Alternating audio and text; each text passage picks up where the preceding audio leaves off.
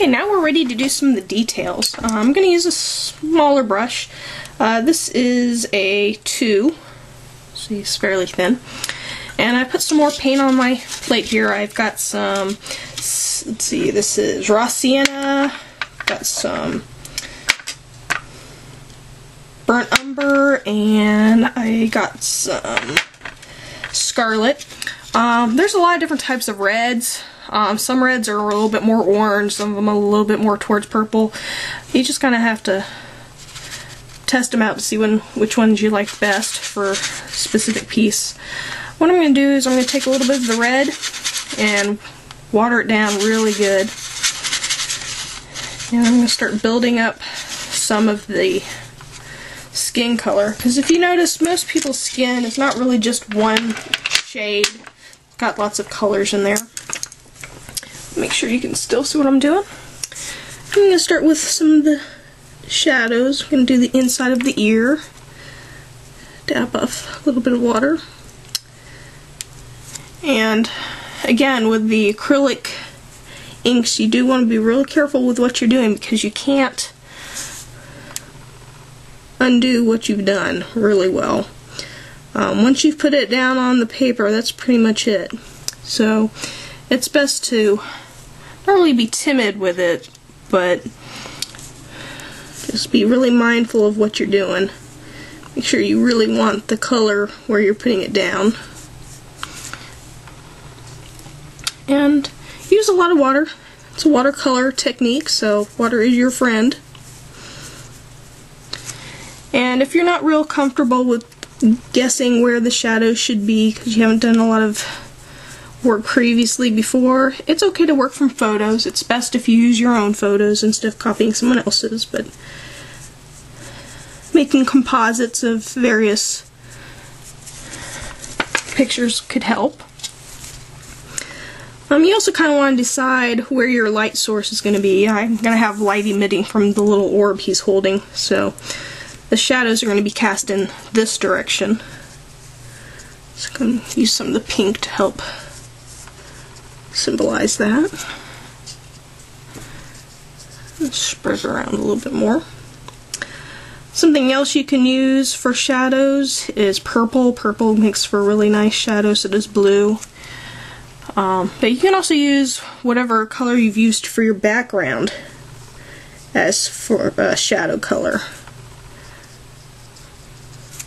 As I've said before, there's no really a right and wrong to it. It's just figuring out what works for an individual piece.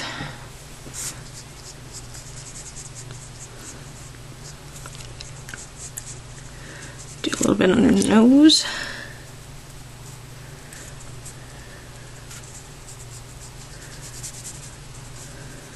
You want to be careful about where you put your lines because you can get too many lines on the face and it kind of makes them look a little old.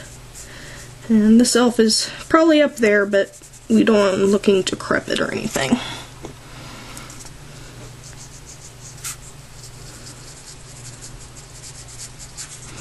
When you're using watercolor, if you make a mistake, you can water it out. Just put a whole lot of water there and take your paper towel and wash it off. That doesn't work quite as well with the acrylic inks. Once it's dried, it's pretty much there. You can paint over it with thicker paint, but it loses that transparent quality and it ends up looking more like acrylic, which is not what I'm wanting to do. So just gotta be real careful.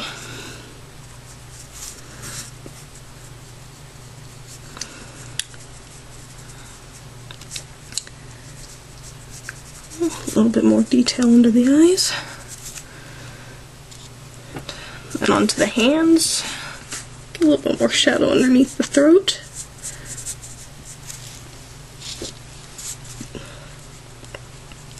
And to the side here. And this is more or less dry brushing. You know, there's plenty of water in my brush, but I'm not working on wet paper. When you do that, it tends to feather a whole lot, and that's not what I want to do.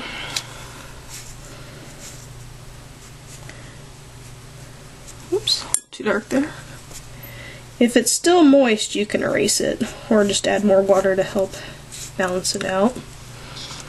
Now you see on my palette here, my paint mix, that's not what I wanted to do, so you gotta be real careful about where you put your paint to mix. You can get one of those palettes at the store, but washing them out's a pain. So that's why I tend to just use cheap styrofoam.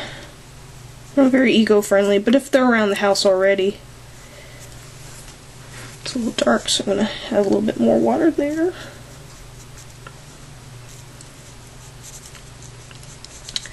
The hands naturally have a little bit more pink to them than a lot of other parts of the body, so I'm going to pinken up the digits a little bit.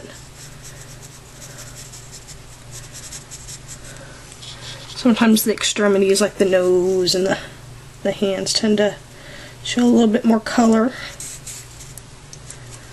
Depending on the individual, of course. I don't want him looking too pale, so I'm going to have him have a nice rosy glow.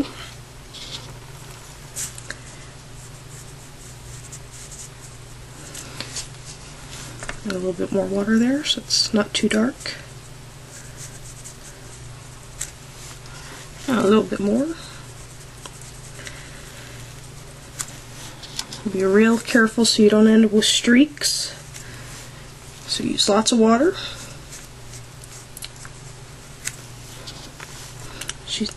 You can always add more color, but once it's on there, that's pretty much it. So be really deliberate with where you put your color. Kind of right on the elbow there. A little more water. Fade it out. It's been leaning on his elbows too much, I guess. There we go. It's giving him a pretty nice complexion, isn't it? And pretty much you just go along like this with the rest of it. And I'm gonna continue on my own for a little bit and turn this back on when I start doing the next part. See you soon.